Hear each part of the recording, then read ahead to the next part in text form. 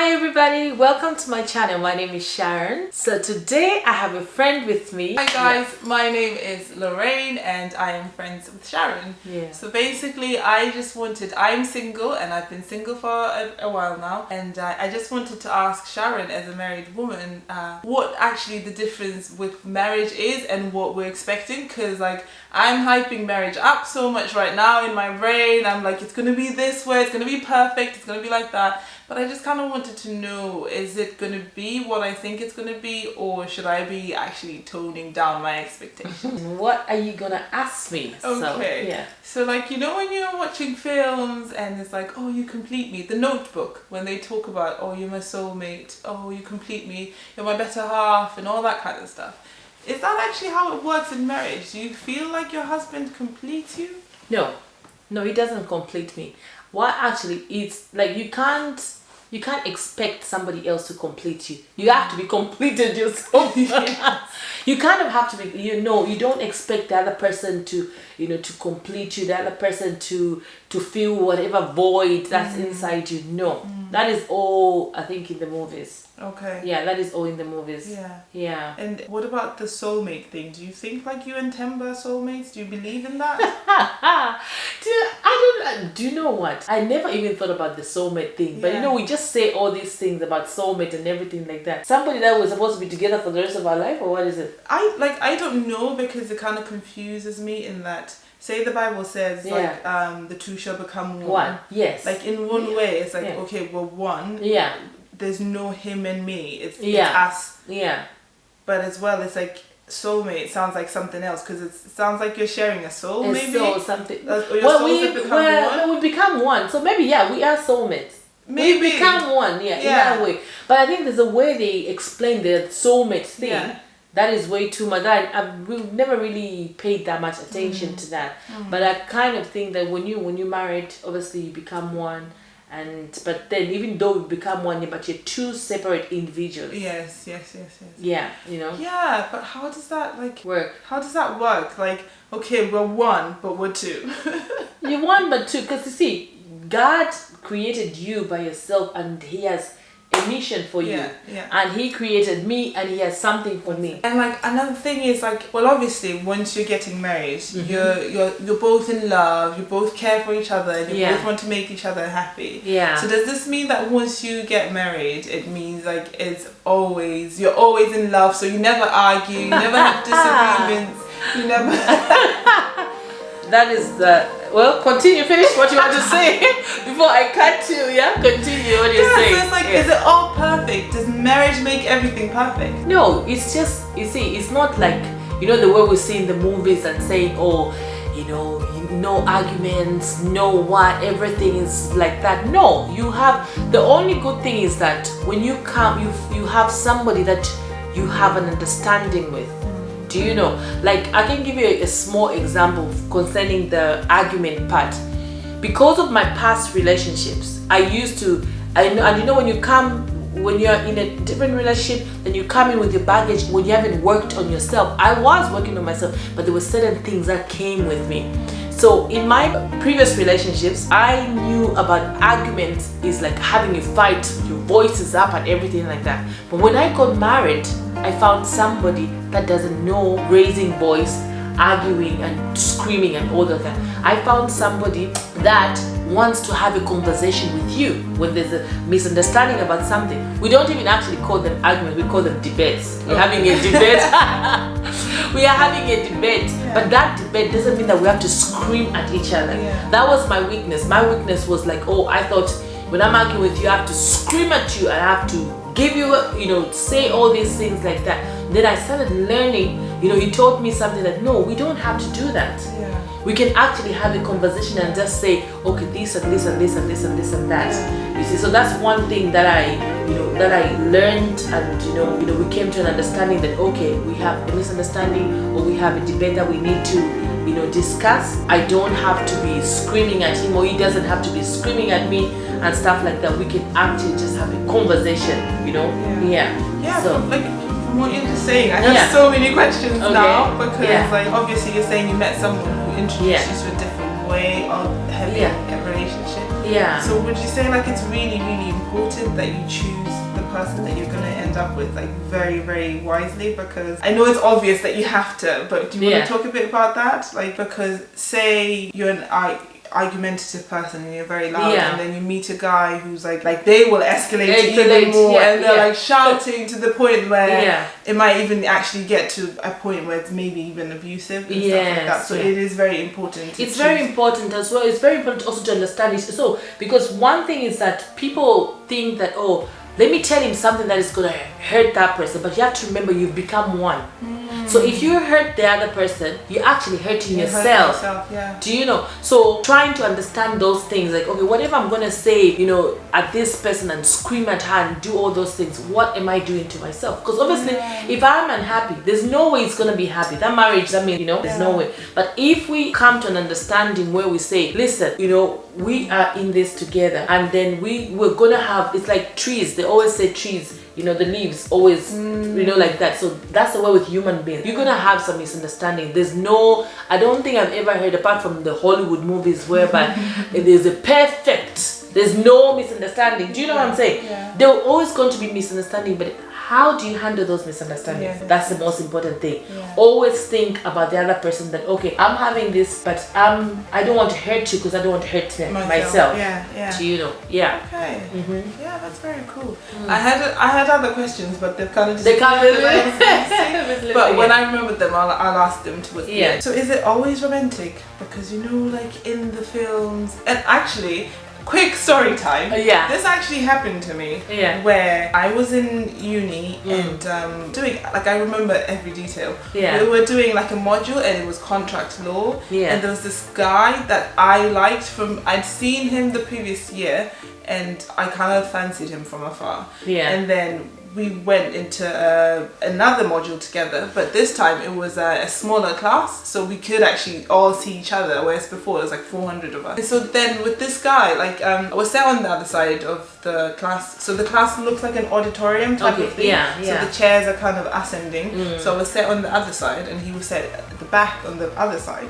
And so when the lecturer was going down the aisle, I turned around to look at the lecturer, and then he turned around to look at the lecturer, and then we looked at each other, and so we're looking at each other, and in that moment I was like, I don't know if he's actually looking at me or if he's not. So I just kind of looked at him, and I wasn't like doing anything weird with my face. I just looked at him and he looked at me. And then I was like, oh, we just shared a moment. And then the next week he actually came and sat next to me. And then like, unfortunately though, because I'm not with him, unfortunately what happened was I had to go to Sweden to visit my sister, but I think he was going to ask me to hang out because he said, oh, what are you up to? But like, is it always like that where it's like, oh, these sparkling moments of like, it's chemistry, it's like romance, it's like, oh, I looked at him, he looked at me, he brought me flowers, and then I made dinner, and then before I even continue, guys, Lorena's got a channel. I forgot to say that at the beginning. She has a channel, and she talks about how she had AIDS. She's a brain box, this girl is saying here. So I'm gonna put a link somewhere. I don't know, I know where Lorena is gonna show you where to put the link so that you can go and watch her videos and subscribe to her channel as well. So to answer your question, it's not usually like that. It's not usually like that. You do have, it's not usually having all the butterflies and everything like that in marriage, because those things at the beginning they are there. Then afterwards they go away. Like you don't have like every time you see him you have oh no. And you know, every time you say, hey ma, no. They're not, hey my dear. It doesn't happen like that. Do you know what I'm saying? You kind of have that love, the love is there. No, seriously. Do you know where you see goosebumps and stuff like that? No, it doesn't work like that. And you asked about romance, like, you know, is it always romantic in the thing? You do have to kind of spice things up, because it doesn't mean that when you get married everything just dies like that. No, like, you know, like it's not like every day, like once a week or twice a week or once a month. Like Themba gets me flowers, you know, that kind of way. Every day, sometimes they're sitting down and they are giving me foot massage, or he gives me a foot massage. You know, you do small things to each other. We go out most Fridays for a date night. So you're spicing things up. Do you get what I'm saying? You spice things up, and that's the kind of romance. Because if you, I don't know which romantic thing, you know, every person has a different way of saying their romantic way. You know, just walking, going around the block, walking together, having that nice conversation, just the two of you without kids. I find that as romantic, or just, you know, that. Is marriage what you expected? Is it like, because I feel like I have such high expectations of marriage. I made an intentional choice to stop dating and just wait for God to tell me more about like who I should be with and all that kind of stuff. But because of that, I feel like I have such high expectations of like, okay, God. What expectations do you have? Let me ask you this. Like, what are the expectations that you have? I don't know if I'm allowed. Okay. I hope that this is appropriate to say on YouTube. But say with the fact that I had to give up sex, I'm like, okay, God, I'm giving it up for my own good as well, because the things that God tells us to do, they're not to punish us. They're for our good. But I'm like, okay, then I'm expecting that it's going to be amazing in marriage. And then things like intimacy in terms of emotional support and just start clicking, you know? I have that expectation of like, okay, I've stopped trying to connect with every single guy that I meet and talking to random guys in that kind of way, because I respect that there's certain things, a part of me that's only meant to be shared with this one person. So I have this high expectation of like, we're really going to get on, we're going to be friends, we're going to be praying together, we're going to be changing lives, doing like big things in this world. I'm a very ambitious person and I want someone I can do big things with. And so like, that's why I say I have high expectations, because I'm expecting it to be heaven on earth, really. Heaven on earth. Well, God will give you your heart desire. That's all I can say. God, but don't expect too much. You see? But what is too much? No, like you can't expect them to be like, you know, for example, you might be expecting somebody who like, okay, because I want to do this, and they're on the same page as you. You could find that person, but then try and leave room as well for learning. Do you know, there are certain things, because you won't be, that means you'll be the exact same thing, like exact same person. Marrying myself in a marrying yourself, you know what I'm saying? But then you might have the same vision, and then in that vision, maybe there's certain things that you will encourage him, or he will encourage you. Do you know what I'm saying? So don't expect that, oh, the man that I'm gonna have, if I'm saying I'm climbing Mount Kilimanjaro, we are climbing together. No, if you can't even run, what are you gonna do? Do you know what I'm saying? What are you gonna do? But slowly, baby steps. But you know, you've already, obviously, God knows you, and He's gonna know the person that He's gonna bring. He's gonna bring somebody that you guys are gonna click that well. Even those small things that you're gonna kind of learn and say, okay, you know, hang out together and do all those kind of things. Maybe, I don't know what I even give example I can give. Those will be the tiny small things that you kind of, he will learn, you will learn, and then you just come together like that. Okay. And actually, I just remembered the question that I was going to ask you earlier. And it's the question of, oftentimes I hear things like, say that Jerry Maguire thing, I know it's about you completely, but it's also like a guy being changed by a girl. Before I met you, I was this person, and now I've changed. You've changed me, you've made me grow. And I feel like as girls, we kind of have taken that message of, I'm going to change him. No, and you can never change somebody. You can never, and also don't expect to change somebody.